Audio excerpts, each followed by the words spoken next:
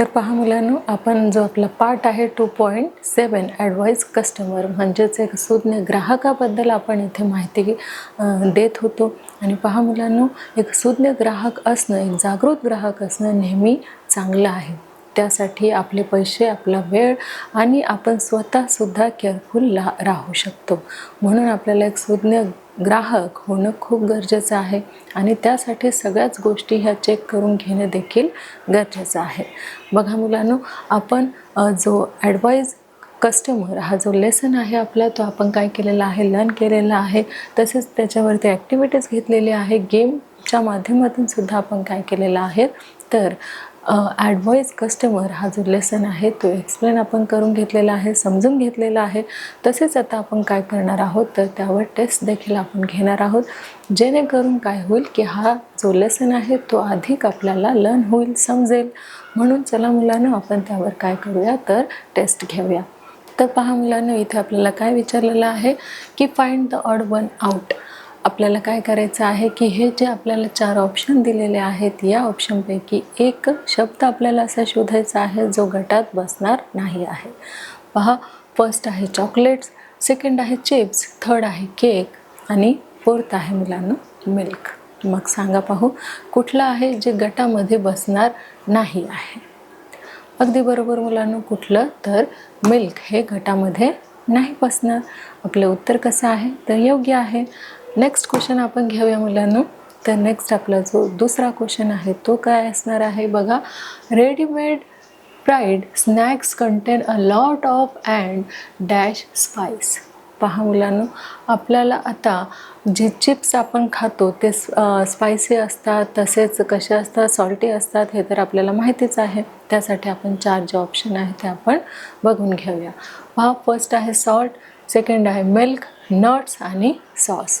तर सांगा पहा मुलांना, आपलं योग्य आन्सर काय असणार आहे? अगदी बरोबर, काय असणार आहे, तर जे स्नॅक्स असतात ते सॉल्टी असतात आणि स्पायसी असतात, म्हणून सॉल्ट हे उत्तर आपलं अगदी बरोबर आहे. पुढचा प्रश्न आपण बघूया.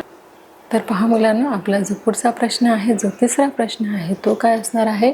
The most frequently shown ad in समर.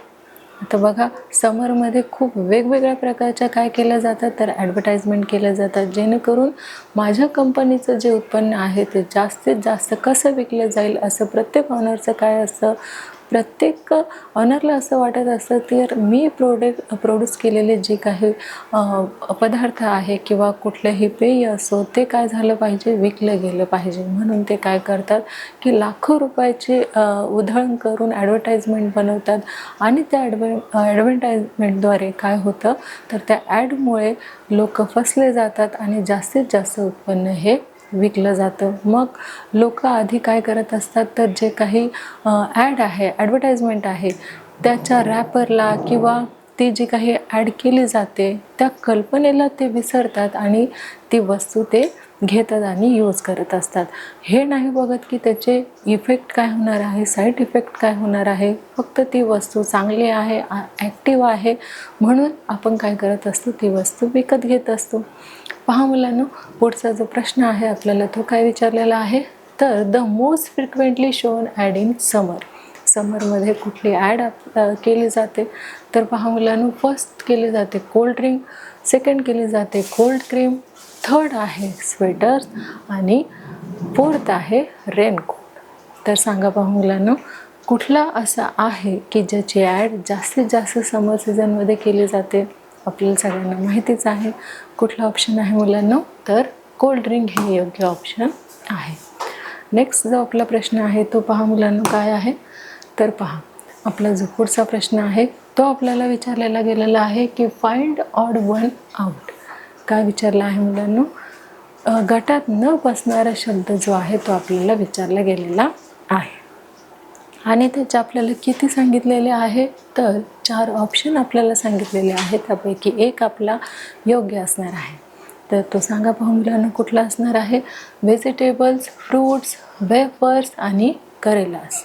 तर काय असणार आहे मुलांना, तर वेफर्स हा तो असणार आहे आणि आपला जो आन्सर आहे ते अगदी बरोबर आहे. पुढचा जो प्रश्न आहे मुलांना तो बघा, आपल्याला काय विचारलेला आहे, तर the most popular ad among children. जर चिल्ड्रनसाठी काही ॲड बनवायची ठरवली तर ती आपण कशाची बनवणार आहात? पहा मुलांनो, detergent powder, chocolates, fairness cream आणि कॉफी. तर तुम्हाला माहितीच आहे चिल्ड्रनसाठी, मुलांसाठी कुठली जी ॲड आहे ती अगदी इफेक्टिव्ह ठरणार आहे, तर ती चॉकलेटची. म्हणजेच आपलं उत्तर अगदी बरोबर आहे. पुढचा आपण प्रश्न घेऊया. तर पहा मुलांनो, आपला जो 6वा प्रश्न आहे तो काय आहे? तर you should drink enough dash to get healthy skin. पहा, आपण काय प्यायलं म्हणजे आपली जी स्किन आहे, आपली जी त्वचा आहे ती कशी राहणार आहे? तर हेल्दी राहणार आहे. तर इथे आपल्याला 4 ऑप्शन दिलेले आहेत. पहा, फर्स्ट आहे कोल्ड्रिंक, सेकंड आहे कॉफी, थर्ड आहे वॉटर आणि फोर्थ आहे मुलांनो टी. तर यापैकी कुठलं असं ड्रिंक आहे, पेय आहे जे प्यायल्यानंतर आपली स्किन कशी असणार आहे? तर हेल्दी असणार आहे. तर ते आहे वॉटर. वॉटर आपल्याला काय करायचं आहे? तर इनफ म्हणजेच काय? तर पुरेशा प्रमाणात आपल्याला पाणी हे दिवसातनं प्यायलाच पाहिजे, जेणेकरून आपली त्वचा जी आहे, स्किन जी आहे ती चमकदार होईल, ताजेतवाने होईल. म्हणूनच आपल्याला काय करायचं आहे? वॉटर जे आहे ते आपल्याला जास्तीत जास्त जेव्हा आपली बॉडी मागेल तेव्हा आपल्याला काय करायचं आहे? तर पुरेशा प्रमाणात पाणी हे प्यायचं आहे. पुढचा प्रश्न बघूया. पहा मुलांनो, आपला जो शेवटचा प्रश्न आहे तो काय आहे? तर find the odd one out. आपल्याला शोधायचं आहे की या गटात न बसणारा जो शब्द आहे तो कुठला असणार आहे? तर पहा मुलांनो, फर्स्ट आहे हेल्दी, सेकंड आहे पेल, थर्ड आहे टायडी आणि लास्ट जो आहे तो आहे नीट. काय असणार आहे मुलांनो? सांगा पाहू यापैकी. अगदी बरोबर, काय असणार आहे? तर पेल. आणि हे उत्तर देखील आपलं कसं आहे? तर अगदी बरोबर आहे. तर पहा मुलांनो, इथे आपण काय केलेलं आहे? तर आपण ॲडव्हर्टाईज कस्टमर यावरती आपण आपली या लेसनवरती आपण आपली काय घेतलेलं आहे? तर छोटीशी टेस्ट आपण घेतलेली आहे आणि सगळ्या प्रश्नांची उत्तरे जे आहेत ते अगदी बरोबर आपण दिलेले आहेत. तर पहा मुलांनो, ॲडवाईज कस्टमर्स या लेसनमध्ये आपण तो लर्न केलेला आहे, त्याच्या ॲक्टिव्हिटीज घेतलेल्या आहेत, तसेच गेमच्या माध्यमातून देखील आपण तो समजून घेतलेला आहे, टेस्ट देखील त्यावर घेतलेले आहे आणि आता काही क्वेश्चन आन्सर्स आपण काय करणार आहोत? तर एक्सप्लेनेशन देखील करून घेणार आहोत. चला तर मग मुलांनो, आपण काही जे क्वेश्चन आन्सर आहेत ते काय करूया? तर एक्सप्लेन करून घेऊया. तर पहा मुलांनो, आपला जो पहिला क्वेश्चन आहे तो काय आहे? Who gives advertisement on TV and many other places? पहा मुलांनो, जे ॲडव्हर्टाईज केली जातं ते कोण करतं ते आपल्याला इथे सांगायचं आहे. पहा, advertisement are given by the owners of different companies to tell people about their products. तर पहा मुलांनो, तर ही ॲड जे आहे ते कोण शूट करत असतं किंवा कोण ॲड करत असतं? पहा मुलांनो, advertisement are given by the owners. जे काही मालक असतात, कंपनीचे मालक असतात, जे उत्पन्न तयार करत असतात, त्यांच्या कंपनीमध्ये ते उत्पन्न जे आहे, जे प्रोडक्ट आहे ते बनत असतं, of different companies to tell people about their products.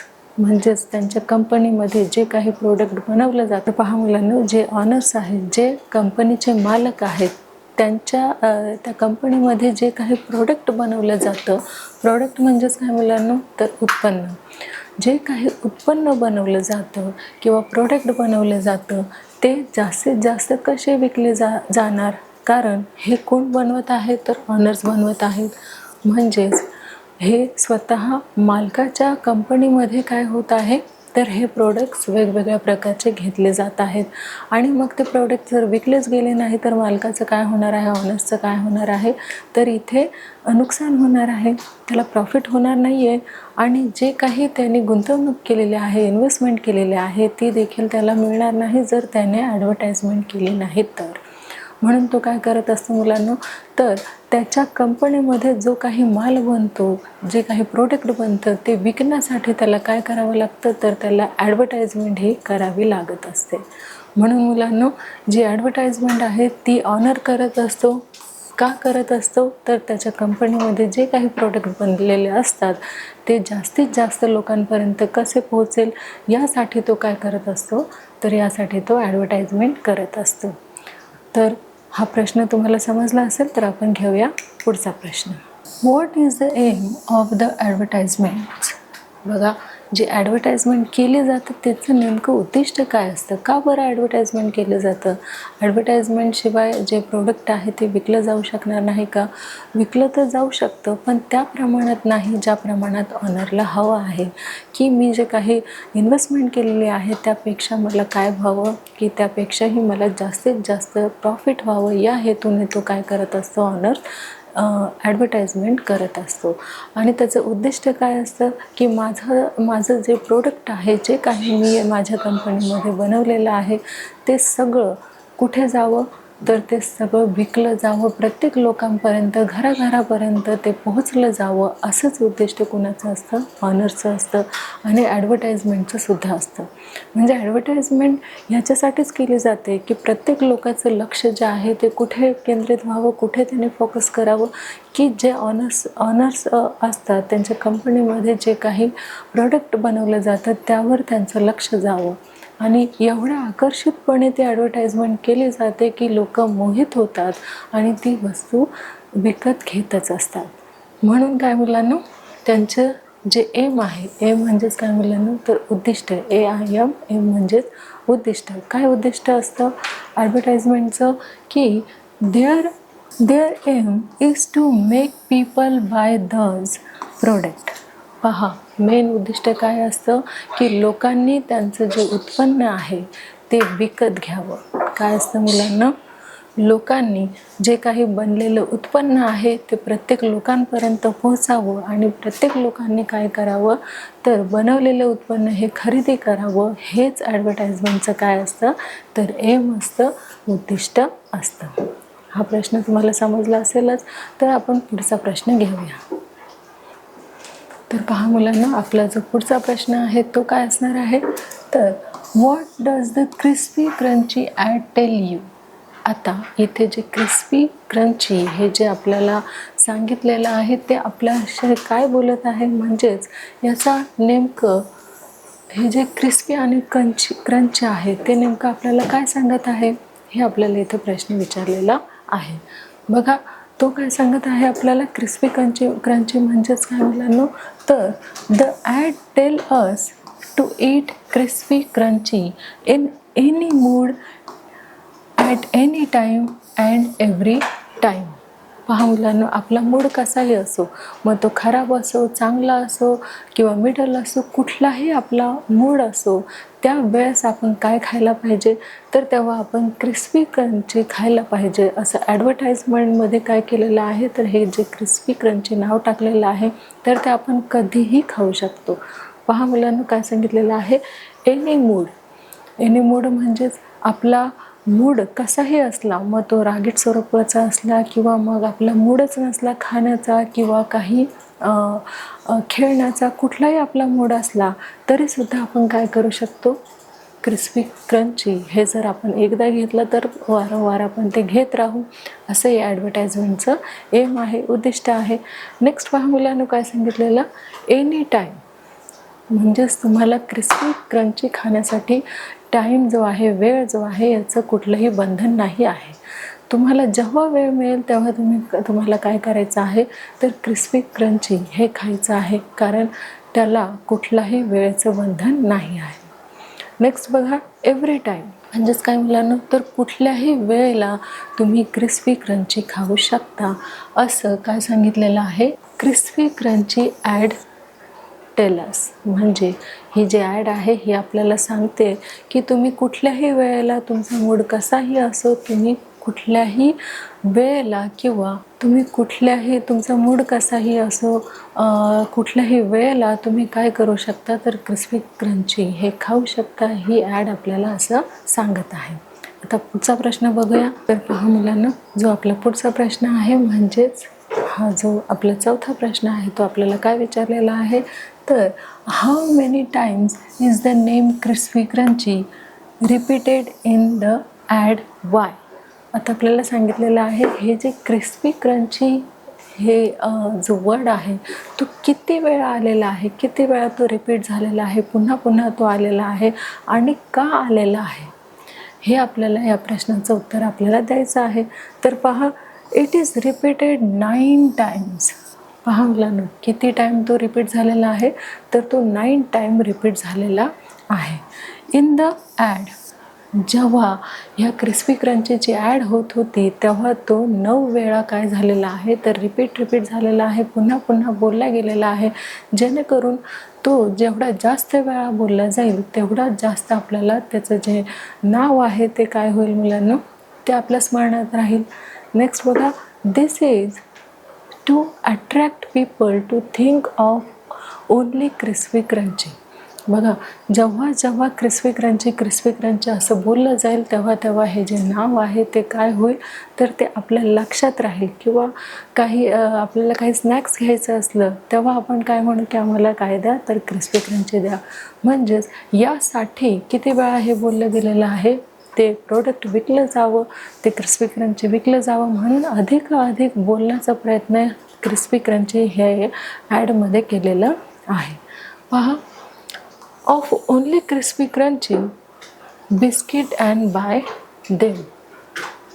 पहा मुलांना काय सांगितलेलं आहे की फक्त क्रिस्पी क्रंची हे घ्यावं यासाठीच ते अधिक बोललं गेलेलं आहे, जेणेकरून पटकन ते आपल्या डोक्यात राहावं, ते आपल्याला समजून यावं म्हणूनच काय झालेलं आहे मुलांना, तर जास्तीत जास्त वेळा त्याचा उच्चार इथे ह्या ॲडमध्ये केला गेलेला आहे. हा मुलांना आपला जो पुढचा आणि 5वा प्रश्न आहे तो काय आहे, तर what would you happen if you never had crispy crunchy. आणि त्याचं उत्तर आपल्याला काय द्यायचं आहे पहा मुलांना, you will not miss anything important if you never had crispy crunchy. In fact you can eat other healthy options. पहा मुलांनो, आपण जे क्रिस्पी क्रंची आहे ते का नाही खायला पाहिजे, एक टाईमपास म्हणून आपण काय करत असतो, तर ते खात असतो. पण ते हेल्दी असतं का मुलांनो, तर नाही. पण त्याऐवजी काही हेल्दी ऑप्शन जर आपल्या पुढे अवेलेबल असतील तर तेच आपण काय करायला पाहिजे, तर चूज करायला पाहिजे. आणि हेल्दी जे आपल्या बॉडीसाठी योग्य आहे तेच आपण चॉईस करायला पाहिजे. पुढचा प्रश्न बघूया. What would happen if you add proper meals like rice and dal or dal roti? पहा मुलांनो, आता हे जे आहे पदार्थ ते आपल्या जेवणामध्ये आपण इन्क्लूड करायला पाहिजेच, पण ते if we add proper meals like rice and dal or dal roti, we will become healthy. हे आपण का घ्यायला पाहिजे, कारण त्यामुळे आपण कसे राहणार आहोत, तर हेल्दी राहणार आहोत. म्हणून आपल्या जेवणामध्ये, आपल्या आहारामध्ये कशाचा समावेश असायला पाहिजे, तर प्रॉपरली आपल्या जेवणामध्ये राईस, डाल, रोटी किंवा डाल रोटी हे सगळं आपल्या जेवणामध्ये, आहारामध्ये समाविष्ट असायला पाहिजे. तरच आपण काय होणार आहोत मुलांनो, तर हेल्दी होणार आहे. जर आपण स्नॅक्सवरच असलो तर आपण हेल्दी होणार आहोत का, नाही. स्नॅक्स हे काही वेळापुरतंच काय असतं, तर आपलं थोडंसं पोट भरलेलं असतं, पण आपलं प्रॉपर पोट कशाने भरणार आहे, तर हे जे आपलं घरगुती जेवण आहे, जसं डाळ रोटी, डाळ चपाती, हे खाल्ल्यानेच आपलं काय होणार आहे, तर पोट भरणार आहे. आणि ते कसं असतं, तर हेल्दी असतं, आपल्या आरोग्यासाठी चांगलं असतं, म्हणून आपण ते खायला पाहिजे. आणि जे स्नॅक्स फूड आहे ते आपण इग्नोर करायला पाहिजे.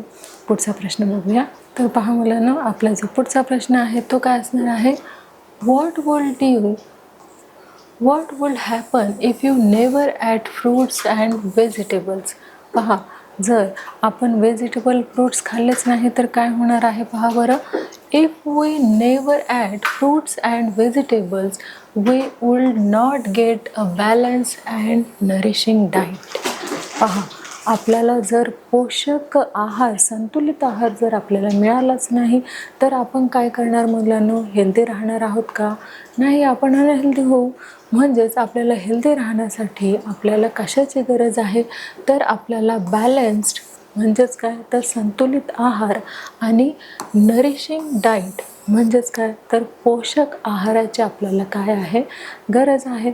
जर हे आपल्याला मिळालंच नाही तर आपली हेल्थ जी आहे ती चांगली असणार आहे का तर नसणार आहे. कारण आपण हेल्दी फूड जे आहे ते आपण अवॉइड करतो आहे आणि जे अनहेल्दी फूड आहे ते आपण काय करतो आहे तर इन्क्लूड करतो आहे. म्हणून आपल्याला काय करायला पाहिजे तर आपली हेल्थ चांगली राहण्यासाठी आपल्याला काय करायला पाहिजे तर फ्रूट्स जे आहे त्या फ्रूट्स आपल्या जेवणामध्ये किंवा आपल्या दैनंदिन व्यवहारामध्ये ते फ्रूट्स आपण खायलाच पाहिजे. आपण जर फ्रूट्स खाल्ले तरच आपल्याला काय होणार आहे मुलांनो तर बॅलन्स्ड आणि नरिशिंग जे आहे म्हणजेच संतुलित आहार आपल्याला मिळणार आहे. म्हणून फ्रूट्ससुद्धा आपल्या जेवणामध्ये आपल्याला इन्क्लूड करायचं आहे. ते सुद्धा काय आहे तर एक पोषक पदार्थ आहे आणि ते आपण सेवन करायलाच पाहिजे. पुढे बघूया. तर पहा मुलांनो आपला जो पुढचा प्रश्न आहे तो काय सांगितलेला आहे तर why does the didi in the Hemagauri and say no party for me. तर पहा मुलांनो आपण जेव्हा लर्न करत होतो तेव्हा एक ॲड आपल्याकडे आली होती आणि त्या ॲडमध्ये आपल्याला काय आलेलं तर एक क्रीम आली होती आणि ती क्रीम कशी होती तर ती एक फेअरनेस क्रीम होती. म्हणजे एखादा माणूस जर सावळा असला किंवा काळा असला तर त्याला गोरा करणारी अशी काय होती तर हेमागौरी ही एक क्रीम होती फेअरनेस करणारी गोरं करणारी. तर ती why does the didi in the Hemagauri ad say no party for me. ती अशी का म्हणत होती की ही जी पार्टी आहे ती माझ्यासाठी नाही आहे. बघूया. पहा मुलांनो दीदी असं का म्हणत होते की जी पार्टी आहे ती माझ्यासाठी नाहीच आहे. का ते असं म्हणत होते तर दीदी says so because she is sad because of her dark skin. पहा डार्क स्किन म्हणजेच काय मुलांनो तर डार्क स्किन म्हणजेच तिची जी स्किन होती तिची जी त्वचा होती ती कशी होती तर काळी होती सावळी होती आणि त्यामुळे तिला काय फील होत होतं की ती सुंदर दिसत नाही आहे. तिची ब्युटी जी आहे ती खुलत नाही आहे हे तिला फील होत होतं आणि म्हणून ती काय सांगत होती की माझ्यासाठी ही पार्टी नाही आहे. No party for me. मी काय दिसत नाही आहे तर सुंदर दिसत नाही आहे म्हणून पार्टी माझ्यासाठी नाही आहे असं कोण म्हणत होतं तर जी दीदी आहे जी ॲडमध्ये दीदी होती ती म्हणत होती ह्यासाठी कारण तिची स्किन होती डार्क. म्हणून बघा तिची डार्क स्किन असल्यामुळे ती काय म्हणत होती की नो पार्टी फॉर मी. पुढचा प्रश्न बघूया. पहा मुलांनो आपला जो पुढचा प्रश्न आहे तो काय आहे can you become fair in 5 days. How long will the effect of the cream last. पहा मुलांनो एका क्रीमची आपण ॲड बघितली होती आणि त्या क्रीमच्या ऑनरने काय दावा केला होता की फक्त 5 दिवसामध्ये तुम्ही कसे होणार आहात तर तुमचा कलर जो आहे तो उजळणार आहे तुम्ही गोरे होणार आहेत असं ह्या ती जी ॲड होती त्या ॲडमध्ये बोललं गेलेलं होतं. तर पहा मुलांनो no we can never become fair in 5 days. The effect of the cream lasts for a short time. पहा मुलांनो अशी कुठलीही क्रीम बनलेली नाही आहे की जी क्रीम लावल्यामुळे तुम्ही काय होऊ शकतात तर 4 ते 5 दिवसामध्ये गोरे होऊ शकतात. अशी कुठलीही क्रीम बनलेली नाही आहे. पण तिने आपल्याला काय दावा केला होता की तुम्ही फक्त 5 daysमध्ये म्हणजेच 5च दिवसामध्ये तुम्ही काय होणार आहात तर तुमच्या स्किनवरती इफेक्ट दिसणार आहे त्या क्रीमचा. तर असं होईल का मुलांनो नाही. तुम्ही कुठलीही क्रीम यूज केलं तरीसुद्धा काळा माणूस हा गोरा होत नाही. जे काही कलर आपल्याला देवाने दिलेले आहे एक काळा आणि गोरा तर त्या कलरची चिंता न करता किंवा कलर न बघता आपल्याला काय करायचं आहे काळा असो की गोरा असो आपली स्किन हेल्दी कशी राहील याकडे जास्तीत जास्त आपलं काय पाहिजे तर फोकस पाहिजे. तर पहा मुलांनो आपला शेवटचा प्रश्न काय आहे तर आपला शेवटचा प्रश्न आहे will you love your brother or sister only if he or she is fair. पहा जर तुमचा भाऊ किंवा बहीण गोरी असल्यामुळे तुमचं त्याच्यावर प्रेम असणार आहे का आणि जर काळी असली तर तुमचं त्यांच्यावर प्रेम नसणार का. पहा, इथे सुद्धा कलरवरती आपल्याला भेदभाव आपण करणार आहोत का? जर आपली बहीण काळी असली किंवा आपला भाऊ काळा असला तर आपण त्याच्यावरती प्रेम नाही करायचं आणि तो गोरा असला तर करायचं, असं काही आहे का मुलांनो? पहा, इथे काय सांगितलेलं आहे? No, I will love my brother or sister no matter what the colour of his or her skin is. तर पहा मुलांनो, इथे काहीही मॅटर करत नाही आहे की तुमचा भाऊ जो आहे तो काळा असो गोरा असो, तुमची बहीण काळी असो की गोरी असो, हे डझंट मॅटर. आपल्याला काय करायचं आहे तर आपली बहीण किंवा भाऊ हे काळे असो किंवा गोरे असो, आपण त्यांच्यावर प्रेम हे करतोच. म्हणून फक्त फेअर असल्यामुळेच आपण त्यांच्यावर प्रेम करणार आहोत का? तर नाही. ते जरी सावळे असले काळे असले तरी तेवढंच प्रेम आपलं त्यांच्यावरती असतं. तर पहा मुलांनो, आपलं जे चॅप्टर होतं कुठलं 2.7 ॲडवाईस कस्टमर, या टॉपिकमध्ये या लेसनमध्ये आपण काय बघितलेलं आहे तर त्याचं आपण स्पष्टीकरण बघितलेलं आहे, आपण तो लेसन लर्न केलेला आहे. तसेच त्यातील ॲक्टिव्हिटीजसुद्धा आपण घेतलेली आहे आणि गेमच्या माध्यमातून सुद्धा आपण काय केलेलं आहे, ॲडवाईस कस्टमर म्हणजेच सुज्ञ ग्राहक हा लेसन जो आहे तो आपण गेमच्या माध्यमातून सुद्धा समजून घेतलेला आहे की कस्टमर हा कसा असावा, तर ग्राहक हा सुज्ञ असावा, शहाणा असावा आणि कुठल्याही गोष्टीची पडताळणी केल्याशिवाय कुठलीही गोष्ट त्यांनी खरेदी करू नये. तसेच त्यावर आपण टेस्टसुद्धा घेतलेली आहे आणि काही क्वेश्चन आन्सर जे आहेत ते देखील आपण समजून घेतलेले आहे.